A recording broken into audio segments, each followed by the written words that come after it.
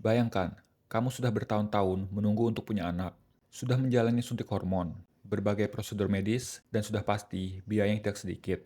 Untungnya perjuangan Anda dan pasangan tidaklah sia-sia, dan dokter berkata bayi tabung Anda berhasil. Tapi bayi tabung ini belum ditanamkan ke rahim. Ia disimpan dan dibekukan untuk menunggu waktu yang tepat. Lalu suatu hari terjadi sebuah kesalahan di klinik, di mana bayi tabung Anda disimpan. Tangki penyimpanan bayi tabung Anda terjatuh dan hancur. Anda pun kehilangan bayi tabung Anda. Yang jadi pertanyaan, kalau bayi tabung itu hancur, apakah itu dianggap kerusakan properti, atau apakah dianggap sebagai pembunuhan terhadap anak-anak secara tidak sengaja?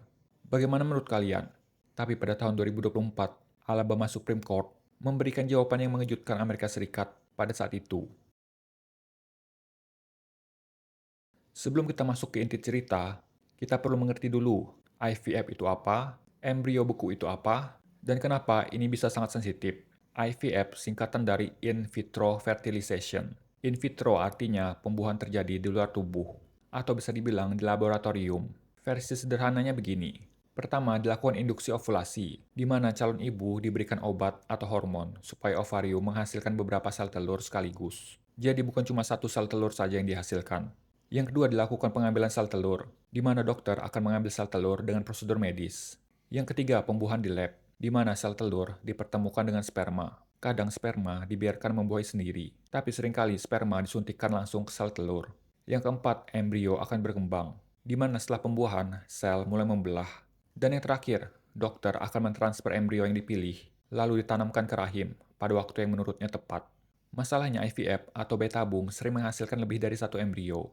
Jadi kamu mungkin hanya akan mentransfer satu embrio dulu untuk mencegah bayi kembar, sedangkan embrio yang lain akan disimpan. Disinilah muncul istilah embrio beku. Embrio beku adalah embrio hasil bayi tabung yang disimpan dalam suhu super dingin dengan menggunakan nitrogen cair. Tujuan dari embrio beku ini adalah agar bisa dipakai suatu hari nanti.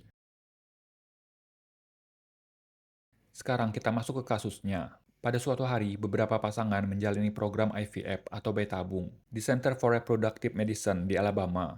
Embrio hasil pembuahan mereka disimpan di dalam tangki nitrogen cair dengan suhu sekitar minus 196 derajat Celcius. Di suhu itu, embrio bisa bertahan bertahun-tahun. Namun suatu hari, seorang pasien masuk ke ruangan penyimpanan bayi tabung tersebut. Ia sudah pasti bukanlah seorang staf klinik.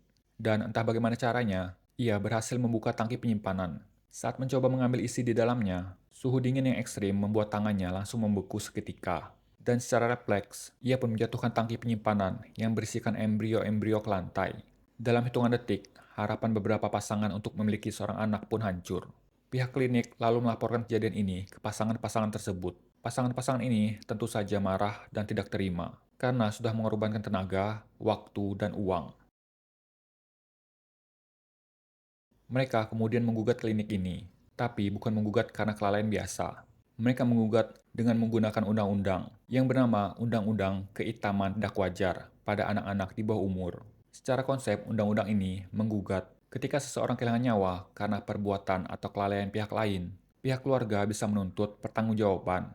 Yang membuat unik, mereka menilai embrio beku ini termasuk anak di bawah umur. Memang terdengar liar dan membuat banyak orang kaget. Karena di banyak tempat di dunia, embrio beku sering diperlakukan sebagai sesuatu yang status hukumnya masih abu-abu. Tidak dianggap properti hak milik, tapi juga belum otomatis dianggap seorang anak. Tapi di negara bagian Alabama di Amerika Serikat, mereka punya konsep hukum yang berbeda.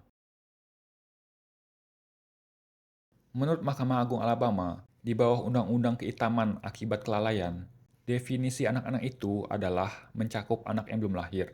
Dan pengadilan menegaskan hal ini berlaku tanpa memandang lokasi, yang termasuk embrio yang berada di luar rahim, seperti embrio buku ini. Dan oleh karena itu, gugatan ini boleh dilanjutkan. Putusan ini memicu reaksi besar, karena bukan cuma soal siapa yang menang di pengadilan, tapi soal kalau ini jadi standar, apa yang terjadi pada prosedur bayi tabung ke depannya. Setelah putusan ini keluar, beberapa klinik dan rumah sakit, penyedia layanan bayi tabung di Alabama, dilaporkan menghentikan sementara layanan ini karena adanya ketidakpastian hukum dan risiko tuntutan. Bayangkan kita ada di posisi klinik yang menyediakan layanan ini. Kita sudah pasti bekerja dengan prosedur medis yang sangat kompleks dan juga sangat sensitif. Tapi jika embrio secara hukum dianggap anak, maka yang akan terjadi, kesalahan teknis yang dulu dianggap kelalaian administratif, bisa berubah jadi kasus keitaman akibat kelalaian. Dan bahkan berbagai pertanyaan akan muncul. Karena seringkali embrio yang dihasilkan itu lebih dari satu, Embrio lain yang tidak akan dipakai ini apakah boleh dibuang? Atau harus diapakan? Karena kalau dibuang jatuhnya akan jadi pembunuhan anak-anak. Akibat kejadian ini, adanya tekanan publik karena layanan bayi tabung berhenti total, yang membuat pemerintah negara bagian Alabama bergerak. Gubernur Alabama kemudian menandatangani langkah hukum untuk melindungi prosedur bayi tabung. Dan akhirnya beberapa klinik mulai melanjutkan layanan ini. Tapi di balik semua kejadian ini, ada pasangan yang sudah bertahun-tahun berjuang, menyimpan embrio mereka sebagai satu-satunya harapan. Lalu harapan itu hilang karena sebuah insiden yang tidak bisa mereka kendalikan. Pada akhirnya, kasus di Alabama ini seperti memberitahu kita, teknologi boleh makin maju, tapi hukum dan moral masyarakat belum bisa mengimbanginya.